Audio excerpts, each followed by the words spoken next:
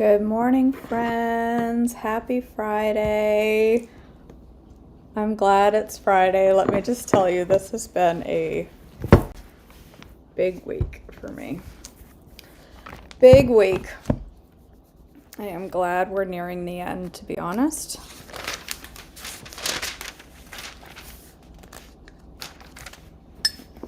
All right. Need a little sip of my half-calf coffee. This coffee, by the way, is crazy good. It's Black Rifle. Have you ever had that? Oh my gosh, I love it. Good stuff. Okay, January 6th. A son promised to Sarah, Genesis 18, 1 through 15, 2067 or 1901 BC. The Lord appeared again to Abraham near the oak grove belonging to Mamre. One day, Abraham was sitting at the entrance of his tent during the hottest part of the day. He looked up and noticed 3 men standing nearby. When he saw them, he ran to meet them and welcome them, bowing low to the ground. "My lord," he said, "if it pleases you, stop here for a while. Rest in the shade of this tree while water is brought to wash your feet. And since you've honored your servant with this visit, let me prepare some food to refresh you before you continue on your journey." "All right," they said, "do as you have said." So Abraham ran back to the tent and said to Sarah, "Hurry, get 3 large measures of your best flour, knead it into dough, and bake some bread." Then Abraham ran out to the herd and chose a tender calf and gave it to his servant, who quickly prepared it. When the food was ready, Abraham took some yogurt and milk and roasted the meat, and he served it to the men. As they ate, Abraham waited on them in the shade of the trees. "Where is Sarah, your wife?" the visitor asked. "She's inside the tent," Abraham replied. Then one of them said, "I will return to you about this time next year, and your wife Sarah will have a son." Sarah was listening to this conversation from the tent.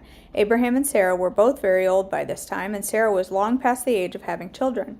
So she laughed silently to herself and said, "How could a worn-out woman like me enjoy such pleasure, especially when my master, my husband, is also so old?" Then the Lord said to Abraham, "Why did Sarah laugh? Why did she say, 'Can an old woman like me have a baby?' Is anything too hard for the Lord? I will return about this time next year, and Sarah will have a son." Sarah was afraid, so she denied it, saying, "I didn't laugh." But the Lord said, "No, you did laugh." Abraham intercedes for Sodom, Genesis 18, 16 through 33. Then the men got up from their meal and looked out towards Sodom. As they left, Abraham went with them to send them on their way. "Should I hide my plan from Abraham?" the Lord asked. "For Abraham will certainly become a great and mighty nation, and all the nations of the earth will be blessed through him.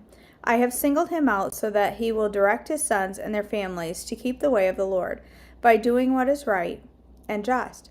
Then I will do for Abraham all that I have promised." So the Lord told Abraham, "I have heard a great outcry from Sodom and Gomorrah, because their sin is so flagrant.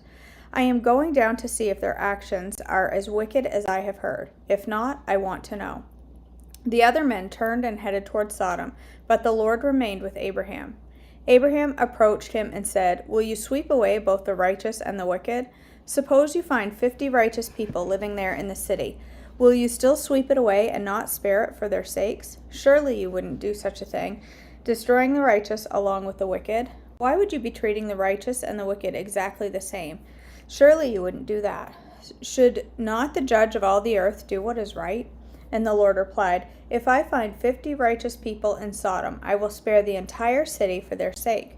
Then Abraham spoke again, "Since I have begun, let me speak further to my Lord, even though I am but dust and ashes. Suppose there are only 45 righteous people rather than 50. Will you destroy the whole city for the lack of 5? And the Lord said, "I will not destroy it if I find 45 righteous people there." Then Abraham pressed his request further. "Suppose there are only 40? And the Lord replied, "I will not destroy it for the sake of the 40. "Please don't be angry, my Lord," Abraham pleaded. "Let me speak. Suppose only 30 righteous people are found?" And the Lord replied, "I will not destroy it if I find 30. Then Abraham said, "Since I have dared to speak to the Lord, let me continue. Suppose there are only 20? And the Lord replied, "Then I will not destroy it for the sake of the 20.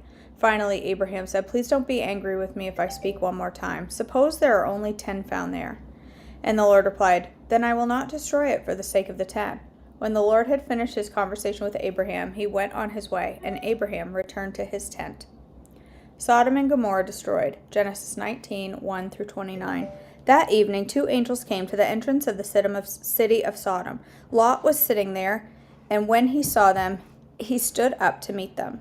Then he welcomed them and bowed with his face to the ground. "My lords," he said, "come to my home and wash your feet, and be my guests for the night. You may then get up early in the morning and be on your way again." "Oh no," they replied, "we'll just spend the night out here in the city square." But Lot insisted, so at last they went home with him. Lot prepared a feast for them, complete with fresh bread made without yeast, and they ate it. But before they retired for the night, all the men of Sodom, young and old, came from all over the city and surrounded the house. They shouted to Lot, "Where are the men who came to spend the night with you? Bring them out to us so we can have sex with them." So Lot stepped outside to talk with them, shutting the door behind him. "Please, my brothers," he begged, "don't do such a wicked thing. Look, I have 2 virgin daughters. Let me bring them out to you, and you can do with them as you wish." Doesn't that blow your mind every single time? "But please, leave these men alone, for they are my guests and under my protection." "Stand back," they shouted. "This fellow came to town as an outsider, and now he's acting like our judge. We'll treat you far worse than the other men." And they lunged toward Lot to break down the door. But the 2 angels reached out, pulled Lot into the house, and bolted the door. Then they blinded all the men, young and old, who were at the door of the house, so they gave up trying to get inside. Meanwhile, the angels questioned Lot. "Do you have any other relatives here in the city?" They asked. "Get them out of this place, your sons-in-laws, sons, daughters, and anyone else, for we are about to destroy this city completely. The outcry against this place is so great it has reached the Lord, and he has sent us to destroy it." So Lot rushed out to tell his daughter's fiancés, "Come, quick, get out of the city.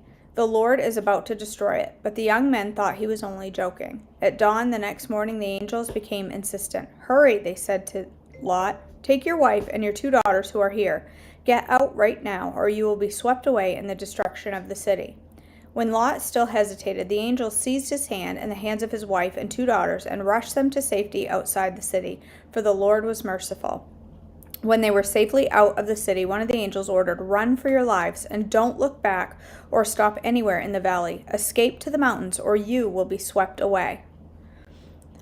"Oh no, my lord," Lot begged. "You have been so gracious to me, saved my life, and have shown such great kindness, but I cannot go to the mountains. Disaster would catch up to me there, and I would soon die.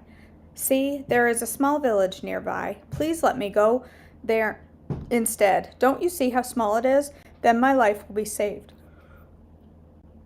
Excuse me. "All right," the angel said, "I will grant your request. I will not destroy the little village. But hurry, escape to it, for I can do nothing until you arrive there."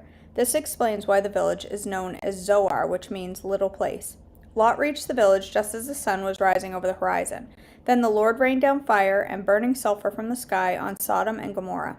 He utterly destroyed them, along with other cities and villages of the plain, wiping out all of the people and every bit of vegetation. But Lot's wife looked back as she was following him behind him, and she turned into a pillar of salt. Abraham got up early that morning and hurried out to the place where he had stood in the Lord's presence. He looked out across the plain toward Sodom and Gomorrah and watched as the columns of smoke rose from the cities like the smoke of a furnace. But God had listened to Abraham's request and kept Lot safe, removing him from the disaster that engulfed the cities on the plain. Lot and his daughters. Genesis 19:30-38.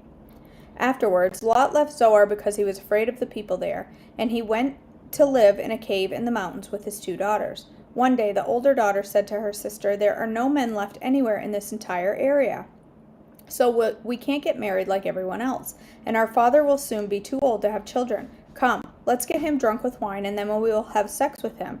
That way, we will preserve our family line through our father." So that night they got him drunk with wine, and the older daughter went in and had intercourse with her father. He was unaware of her lying down or getting up again. The next morning the older daughter said to her younger sister, "I had sex with our father last night. Let's get him drunk with wine again tonight, and you go in and have sex with him. That way we will preserve our family line through our father." So that night they got him drunk with wine again, and the younger daughter went in and had intercourse with him. As before, he was unaware of her lying down or getting up again. As a result, both of Lot's daughters became pregnant by their own father. When the older daughter gave birth to a son, she named him Moab. He became the ancestor of the nation known as the Moabites. When the younger daughter gave birth to a son, she named him Ben-Ammi. He became the ancestor of the nation now known as the Ammonites. Saucy. Saucy reading this morning. Anybody else a little flustered? How do you think I feel over here reading this out loud on YouTube? Every time I'm like, oh, I don't want to read this section again. I got through it. Oh, Lord. Abraham deceives Abimelech. Genesis 20, 1 through 18. Abraham moved south to the Negev and lived for a while between Kadesh and Shur, and then he moved on to Gerar. While living there as a foreigner, Abraham introduced his wife Sarah by saying, "She is my sister." So Abimelech of Gerar sent for Sarah and had her brought to him at his palace. But that night God came to Abimelech in a dream and told him, "You are a dead man, for that woman you have taken is already married." But Abimelech had not slept with her yet, so he said, "Lord, will you destroy an innocent nation? Didn't Abraham tell me she is my sister?" And she herself said, "Yes, he is my brother. I acted in complete innocence. My hands are clean." In the dream, God responded, "Yes, I know you are innocent. That is why I kept you from sinning against me, and why I did not let you touch her. Now return the woman to her husband, and he will pray for you, for he is a prophet. Then you will live. But if you don't return her to him, you can be sure that you and all of your people will die." Abimelech got up early the next morning and quickly called all his servants together. When he told them what had happened, his men were terrified. Then Abimelech called for Abraham. "What have you done to us?" he demanded. "What crime have I committed that deserves treatment like this, making me and my kingdom guilty of this great sin? No one should ever do what you have done. Whatever possessed you to do such a thing?" Abraham replied, "I thought, this is a godless place. Then they will want my wife and will kill me to get her. And she really is my sister, for we both have the same father, but different mothers, and I married her. When God called me to leave my father's home and to travel from place to place, I told her, 'Do me a favor, wherever we go, tell the people I am your brother.' Then Abimelech took some of his sheep and goats and cattle and male and female servants, and he presented them to Abraham. He also returned his wife Sarah to him. Then Abimelech said, 'Look over my hand and choose any place where you would like to live.' And he said to Sarah, 'Look, I am giving your brother 1,000 pieces of silver in the presence of all these witnesses. This is to compensate you for any wrong I may have done to you. This will settle any claim against me, and your reputation is cleared.' Then Abraham prayed to God, and God healed Abimelech, his wife, and his female servants so they could have children. For the Lord had caused all the women to be infertile because of what had happened to Abraham's wife, Sarah.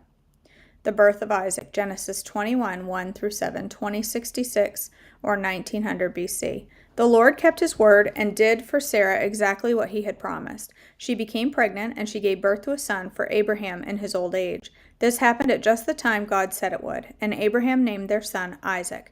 8 days after Isaac was born, Abraham circumcised him as God had commanded. Abraham was 100 years old when Isaac was born.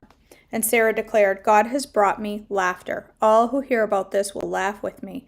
Who would have said to Abraham that Sarah would nurse a baby? Yet I have given Abraham a son in his old age."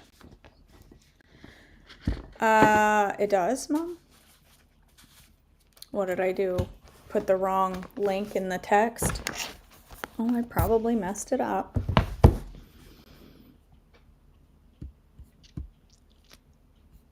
Oh, let's see, I gotta go back to the chat.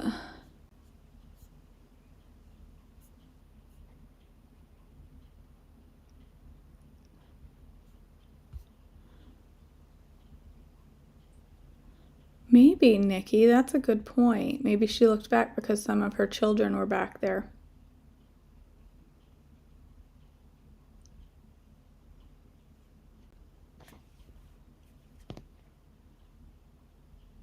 Yep.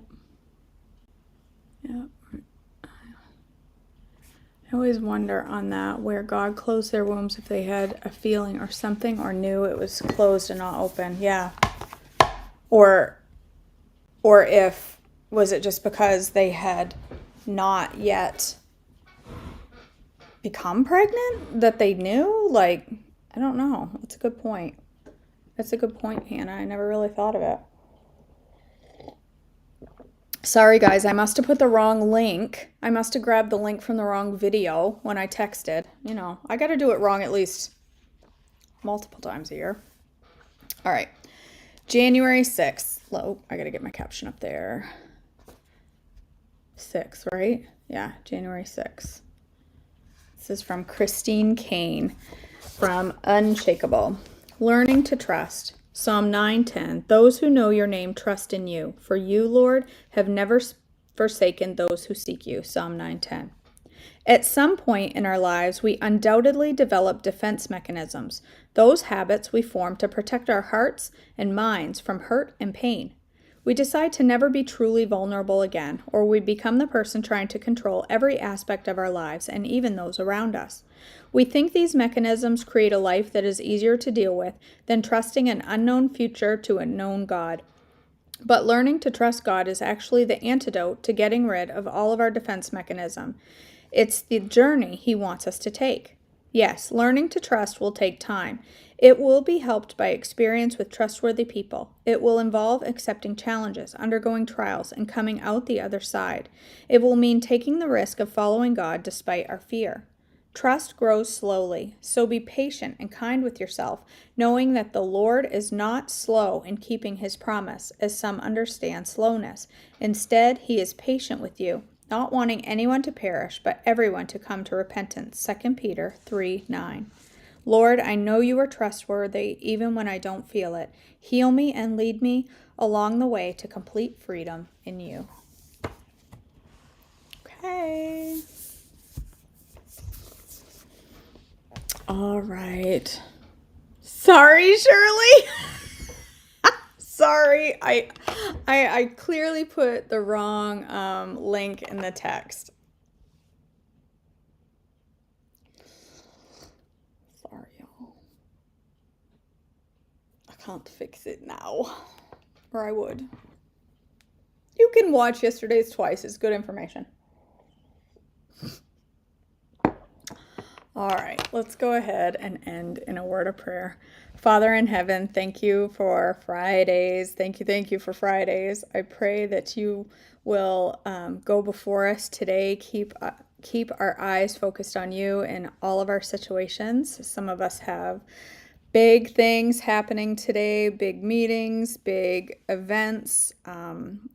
But whatever we're doing, big or small, regular daily duties or big meetings, I pray that you will go before us, be with us, help us to have peace and comfort and a good attitude no matter the situation we find ourselves in. I pray that you'll help us to be a blessing to someone else in our lives today, and help us that no matter what we are going through, that we always keep our eyes focused on you and our trust deeply rooted in you. In your precious name I pray. Amen. Okay, guys. Thanks for joining me this morning. An update to those who heard me pray yesterday. For my dad, he had skin cancer surgery yesterday, a second round. They had removed a big old chunk of his face, and they went in to check the margins, remove some and check the margins, and it's all clear. So one round of the removal and it's all clear. The margins are clear. So he's on his way to recovery for his skin cancer. Thank you, Nikki. You like that? I like it too.